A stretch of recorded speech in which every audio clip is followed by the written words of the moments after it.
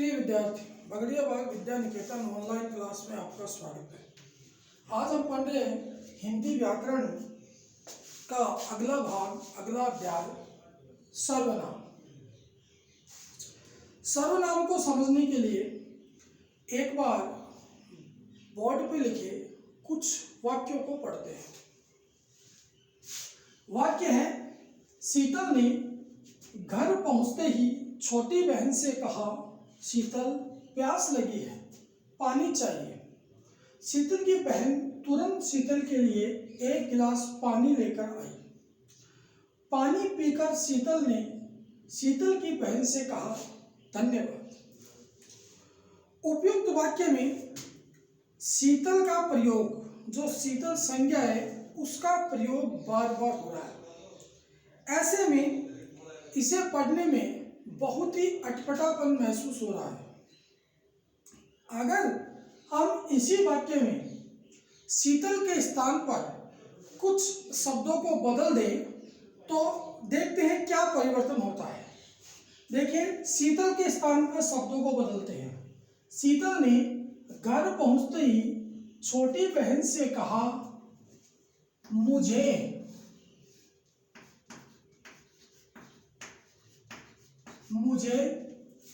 प्यास लगी है, पानी चाहिए।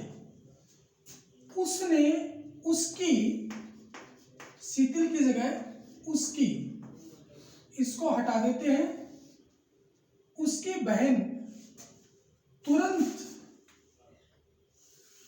उसके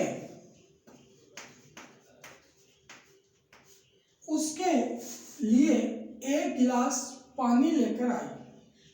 पानी पीकर शीतल की जगह बदलते हैं, उसने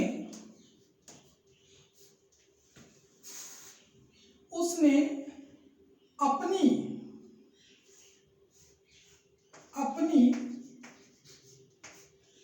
बहन से कहा, धन्यवाद।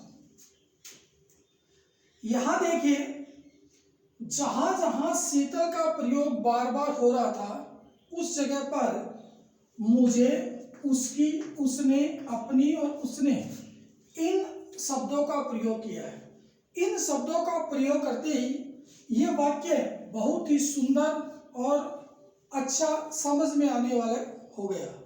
एक बार दोबारा पढ़ते हैं। शीतल ने घर पहुंचते ही छोटी बहन से कहा, मुझे प्यास लगी है, पानी चाहिए। उसकी बहन तुरंत उसके लिए एक गिलास पानी लेकर आई। पानी पीकर उसने अपनी बहन से कहा, धन्यवाद। हमने इन शब्दों का प्रयोग कर इस पूरे वाक्य को बदल दिया। इससे बदलने से वाक्य बहुत ही सुंदर हो गया। इन्हीं को हम सर्वनाम कहते हैं। जिन शब्दों को हमने संज्ञा के स्थान पर प्रयोग किया है, उन्हीं को हम सर्वनाम कहते हैं।